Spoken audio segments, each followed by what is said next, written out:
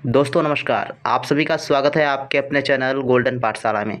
प्यारे बच्चों, इस वीडियो में बात करेंगे इतिहास से संबंधित महत्वपूर्ण प्रश्नों की। प्यारे बच्चों, इस वीडियो में 2012, 2013 और 2014 की परीक्षा में पूछे गए प्रश्नों पर चर्चा होगी। साथ में उससे संबंधित जो भी महत्वपूर्ण फैक्ट हैं उन पर भी बात करेंगे। सभी लोग वीडियो को लास्ट तक बिना स्किप किए हुए ज़रूर देखिएगा। साथ ही चैनल पर नए हों तो चैनल को सब्सक्राइब करें और वीडियो को अपने दोस्तों के साथ ज़रूर शेयर करें। आइए शुरू करते हैं। सबसे पहले 28 नंबर प्रश्न है। इससे पहले के प्रश्नों को हमने कल की वीडियो में देख लिया था। तो आइए, 28 नंबर प्रश्न कहता है कि महात्मा गांधी ने दांडी यात्रा प्रारंभ की थी। दांडी यात्रा कब प्रारंभ की थी? ऑप्शन है आपके पास 14 मार्च 1930, 13 मार्च 1930, 12 मार्च 1930 या 11 मार्च 1930। तो सबसे पहले इसका राइट आंसर बच्चों होगा 12 मार्च 1930। आप सभी लोग कमेंट बॉक्स में कमेंट करते चलिए। लास्ट में आपको कमेंट करना है कि आपको कितने प्रश्न सही हुए हैं। इसके बाद 29 नंबर प्रश्न है, गौतम बुद्ध को ज्ञान प्राप्त हुआ था। ऑप्शन 1 है सारनाथ, ऑप्शन 2 कपिलवस्तु, ऑप्शन 3 पाटलिपुत्र और ऑप्शन 4 है बोधगया। राइट आंसर क्या होगा? गौतम बुद्ध को ज्ञान प्राप्त हुआ था बच्चों बोधगया में। फोर्थ ऑप्शन आपका बिल्कुल सही है। सारनाथ में इन्होंने पहला उपदेश दिया था। गौतम बुद्ध ने पहला उपदेश सारनाथ में दिया था। ये प्रश्न आपका कई बार पूछा गया है। तीसरा प्रश्न कहता है कि गलत सुमेलित को चुनिए। जो गलत सुमेलित है अर्थात जिसमें गलत मिलान दिया गया है उसको आपको चुनना है। सबसे पहला ऑप्शन कहता है कि पंजाब केसरी, यहाँ पर केसरी होना चाहिए। तो पंजाब केसरी लाला लाजपत राय को कहते हैं, ये बिल्कुल सही है। नेताजी सुभाष चंद्र बोस, ये भी आपका सही है। महामना मदन मोहन मालवीय को कहते हैं, तो ये भी आपका सही है। तो इसका मतलब आपका चौथा ऑप्शन जो है यही सही होगा। सही होने का मतलब है जो यहाँ पर गलत मिलान दिया गया है, लोकनायक जवाहरलाल नेहरू। तो जवाहरलाल नेहरू को लोकनायक नहीं कहते थे, लोकनायक जयप्रकाश नारायण थे। यानी जयप्रकाश नारायण को लोकनायक कहा जाता था, ध्यान रखिएगा। तो ये आपका मिलान नहीं है, सही सुमिलित नहीं है, तो यही आपका ऑप्शन जो है सही हो जाएगा। तो fourth option is the right answer. 31 number प्रश्न कहता है कि पहली एवं आखिरी महिला जिसने दिल्ली की राजगद्दी में शासन किया था। 31 नंबर प्रश्न है। ऑप्शन है आपके पास चांद बीबी, जहां आरा, नूरजहां, रजिया सुल्तान। राइट आंसर इसका बच्चों होगा रजिया सुल्तान। रजिया सुल्तान ने सबसे पहली मुस्लिम शासिका थीं जो दिल्ली की गद्दी पर बैठी थीं। ये इल्तुतमिश की पुत्री थीं।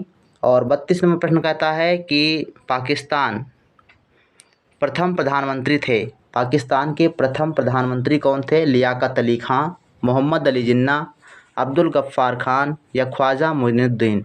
राइट आंसर है बच्चों लियाकत अली। फर्स्ट ऑप्शन बिल्कुल इसका सही है, भारत के प्रथम प्रधानमंत्री थे। 32 नंबर प्रश्न कहता है कि निम्नलिखित में कौन सी खोज ने ऐतिहासिक मानव को स्थायी जीवन के लिए अग्रसर किया था?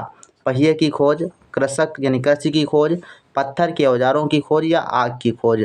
तो मानव को स्थायी जीवन देने वाला सेकेंड ऑप्शन कृषक यानी कृषि की खोज। जब मानव अन्न उत्पादित करने लगा तो उसको संग्रह करने के लिए उसको एक स्थान पर रहना पड़ा। तो यही आपकी जो सेकेंड ऑप्शन है सही हो जाएगा। कृषि की खोज ने मानव को स्थायी जीवन के लिए अग्रसर किया था। इसके बाद बात करते हैं प्राग ऐतिहासिक काल मानव का भोजन क्या है। 34 नंबर प्रश्न है कि प्राग ऐतिहासिक काल का मानव मतलब कौन क्या भोजन करता था। ऑप्शन है जड़ और फल, पका हुआ मांस, गेहूं और चावल, दूध और मक्खन। तो प्रागैतिहासिक काल की बात करेंगे तो उसको नाम आग की जानकारी थी, ना उसको खेती करने की जानकारी थी और ना उसको पशुपालन की जानकारी थी। तो उसको उसका जो मुख्य भोजन था वो जड़ और फल थे। तो फर्स्ट ऑप्शन आपका बिल्कुल सही हो जाएगा। प्रागैतिहासिक काल का भोजन मानव का भोजन था जड़ और फल यानी कंद मूल फल वो खाया करता था, पेड़ों की डालियों पर रहता था, गुफाओं में रहता था, यही उसका जीवन यापन था। सिंधु घाटी सभ्यता के मुख्य देवता कौन थे? राम, कृष्ण, पशुपति, शेषनाग। तो इस समय उनका अस्तित्व नहीं था रामकृष्ण और शेषनाग का। इसमें आपके प्रमुख देवता के रूप में पशुपति शिव को माना जाता था। तो ये आपका थर्ड ऑप्शन बिल्कुल सही है। 36 नंबर प्रश्न है बुद्ध मत के प्रचार के लिए अशोक महान ने अपने पुत्री को भेजा था। Malaysia, Burma, Sri Lanka, Thailand. Right answer बच्चों है श्रीलंका। जो बुद्ध थे उनकी उपदेशों के प्रचार प्रसार के लिए सम्राट अशोक ने अपने पुत्र और पुत्री जिनका नाम था महेंद्र, पुत्र का नाम था और संघमित्रा उनकी पुत्री का नाम था जिनको श्रीलंका को भेजा था। 37 नंबर प्रश्न कहता है निम्नलिखित में से सबसे प्राचीन ग्रंथ कौन सा है। सबसे प्राचीन ग्रंथ की बात करेंगे तो इसमें आपका हो जाएगा ऋग्वेद। सेकंड ऑप्शन बिल्कुल आपका सही है, ऋग्वेद सबसे प्राचीनतम वेद है। 38 नंबर प्रश्न है प्राचीन भारत में समाज विभाजित था 8 समूहों में, 4 समूहों में, 7 समूहों में या 6 समूहों में। राइट आंसर बच्चों है 4 समूहों में। 4 समूह कौन देखने को मिलते थे, ब्राह्मण, क्षत्रिय, वैश्य और शूद्र, ये 4 समाज के भाग हुआ करते थे। तो 4 समूहों में समाज बटा हुआ था। सेकेंड ऑप्शन बिल्कुल इसका सही हो जाएगा।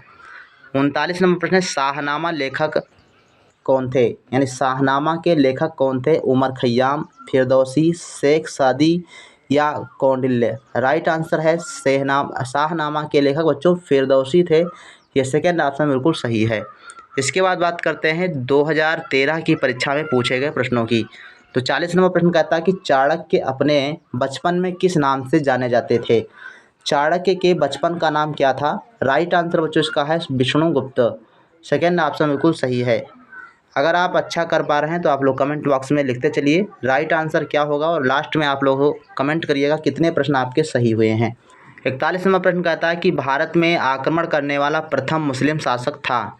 ऑप्शन है कुतुबुद्दीन ऐबक, महमूद गजनवी, मोहम्मद बिन कासिम, मोहम्मद गौरी। राइट आंसर है बच्चों मोहम्मद बिन कासिम, जिन्होंने 712 ईस्वी में सिंध पर आक्रमण किया था।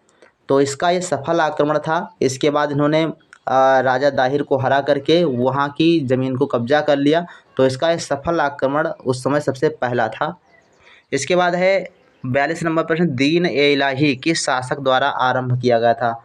जहांगीर, अकबर, हुमायूं या शेरशाह। दीन ए इलाही ये अकबर के द्वारा चालू किया गया था, स्टार्ट किया गया था। तो ये आपका सेकेंड ऑप्शन बिल्कुल सही हो जाएगा। 43 नंबर प्रश्न कहता है कि आदि ग्रंथ अथवा ग्रंथ गुरु ग्रंथ साहिब का संकलन किसने किया था। गुरु अर्जुन देव, तेग बहादुर, गुरु नानक देव या गुरु गोविंद सिंह। राइट आंसर है फोर्थ ऑप्शन गुरु गोविंद सिंह ने आदि ग्रंथ गुरु ग्रंथ साहिब की रचना की थी या संकलन किया था उसका। 44 नंबर प्रश्न है सत्यमेव जयते शब्द किस उपनिषद से लिया गया है। सही जवाब है मुंडको उपनिषद। ये आपका फर्स्ट ऑप्शन बिल्कुल सही है, मुंडको उपनिषद से सत्यमेव जयते लिया गया है। 45 नंबर प्रश्न कहता है गौतम बुद्ध का जन्म स्थान क्या है। तो गौतम बुद्ध का जन्म स्थान क्या है, तो ये बच्चों है आपका लुम्बिनी। फर्स्ट ऑप्शन बिल्कुल सही है।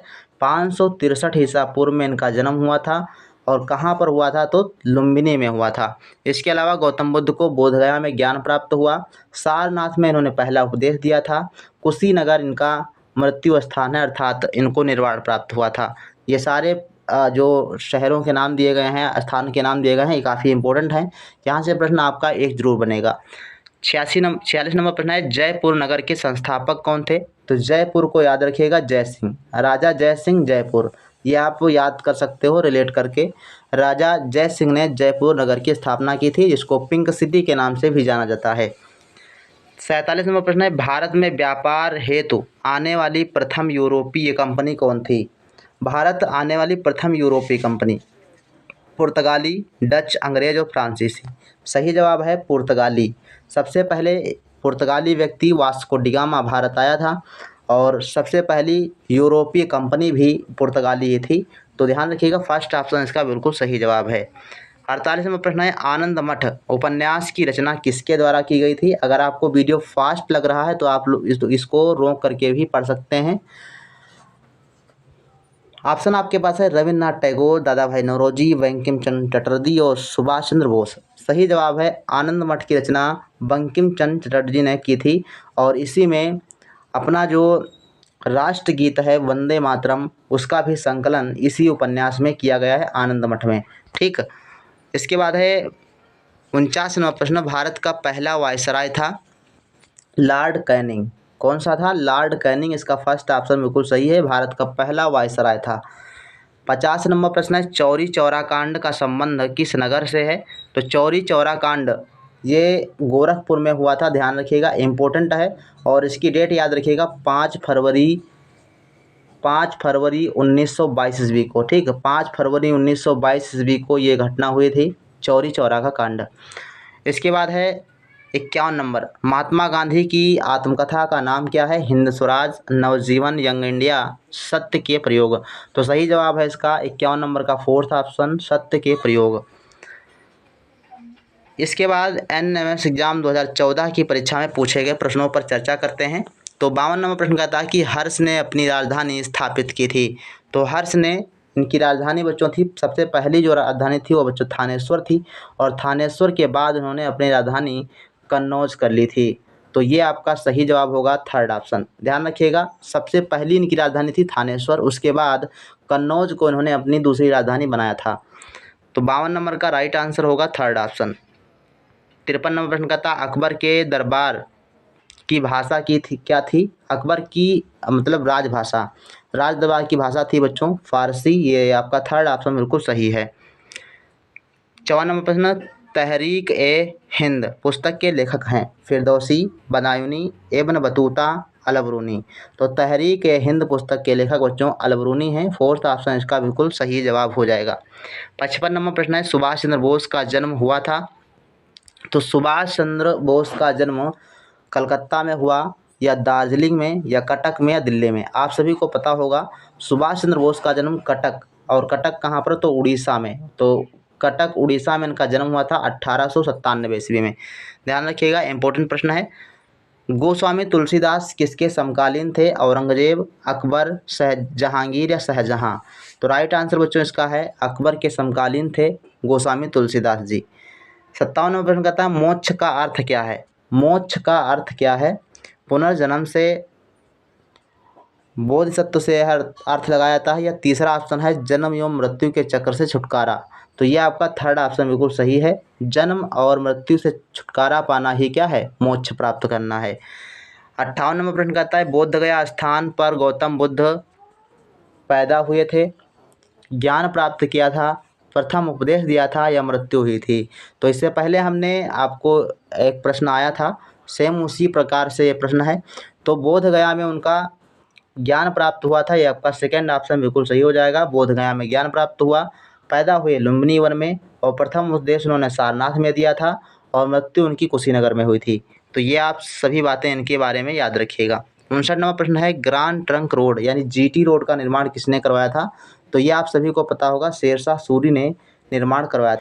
60 नंबर प्रश्न है महमूद गजनबी ने भारत के प्रसिद्ध मंदिर पर आक्रमण किया था? ऑप्शन है सोमनाथ मंदिर, कोणार्क मंदिर, जगन्नाथ मंदिर, या तंजौर का मंदिर? राइट आंसर है सोमनाथ मंदिर पर इन्होंने 1025 ईस्वी में आक्रमण किया था। इसके अलावा एक प्रश्न इनके संबंधित महत्वपूर्ण है कि महमूद गजनबी में भारत पर 17 बार आक्रमण किए थे, जिसमें ये सोमनाथ का मंदिर पर जो आक्रमण किया था वो काफ़ी इंपॉर्टेंट है, ये आपको याद रखना है। 1025 ईस्वी में इन्होंने आक्रमण किया था। सोमनाथ का मंदिर गुजरात में स्थित है, ध्यान रखिएगा। और 61 नंबर प्रश्न कहता है कि सिंधु घाटी की सभ्यता थी ग्रामीण, नगरीय, अर्धग्रामीण, या अर्धनगरीय? राइट आंसर है सिंधु घाटी की सभ्यता जो थी वो बच्चों नगरीय सभ्यता थी। सेकंड ऑप्शन बिल्कुल सही है। 62 नंबर प्रश्न कहता है कि वंदे मातरम गीत की रचना किसने की थी? इससे पहले हमने डिस्कस किया कि वंदे मातरम गीत आनंद मठ नामक उपन्यास से लिया गया है, जिसकी रचना आप बंकिम चंद्र चटर्जी ने की थी। तो थर्ड ऑप्शन इसका बिल्कुल सही जवाब हो जाएगा। 63 नंबर प्रश्न वीणा वादक थे, वीणा वादक यानी जो वीणा बजाने वाले? तो औरंगजेब, दारा शिकोह, शाहजहां, जहांगीर? तो राइट आंसर बच्चों है इसका फर्स्ट ऑप्शन औरंगजेब वीणा वादक थे, यानी वीणा को बजाने वाले थे, ये वीणा को बजाते थे, और इन्हीं के शासनकाल में संगीत को बैन किया गया था। इसके बाद है 64 नंबर प्रश्न गलत को सुमेलित कीजिए, गलत सुमेलित को चुनिए, जो गलत सुमेलित किया गया है उसको चुनना है। तो ताजमहल आगरा में है, ये सभी लोग जानते हो, तो सही है ये। लाल किला दिल्ली में है, ये भी आपका सही है। बुलंद दरवाज़ा फतेहपुर सीकरी में है, यहाँ पर लिखा है आगरा में है, तो ये आपका गलत सुमेलित किया गया है। और गोल गुम्बद बीजापुर में है, ये आपका सही है। तो आपका राइट आंसर क्या होगा? जो गलत सुमेलित होगा, अर्थात थर्ड ऑप्शन आपका बिल्कुल सही जवाब होगा। तो 64 नंबर का थर्ड ऑप्शन सही है। अब ये रहे आपके 2012, 2013 और 2014 की परीक्षा में पूछे गए प्रश्न। इससे पहले के वीडियो में हमने 2009 और 2010 के प्रश्नों को डिस्कस किया था, अगर आपने वो वीडियो नहीं देखा तो उसको भी आप देख सकते हैं। इसके बाद 2015, 16 और 17 के पूछे गए प्रश्नों को हम कल की वीडियो में डिस्कस करेंगे। तो इस वीडियो में बस इतना ही, मिलते हैं नेक्स्ट वीडियो में। धन्यवाद।